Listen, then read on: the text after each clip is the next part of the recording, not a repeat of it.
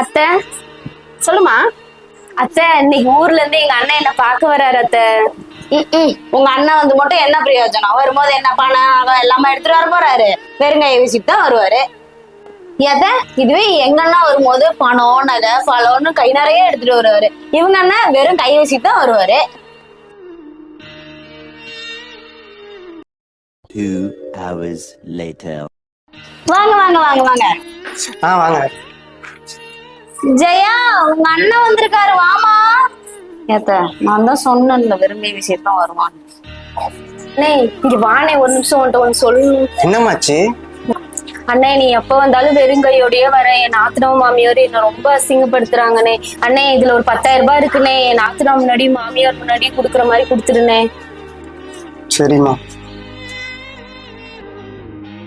1 hour later. சரிம்மா, அண்ணன் போயிட்டு 2 நாளைக்கு வரேன். பார்த்து பத்திரமா இருமா. அண்ணே. மா, இந்தா இது உன் பணம். உனக்காக அண்ணன் வேற ஒன்று வாங்கிட்டு வந்திருக்கேன்.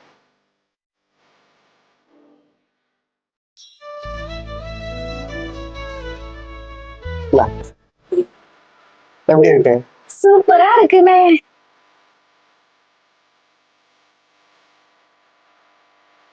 சரி, அண்ணன் போயிட்டு வரேன். சரிண்ணே.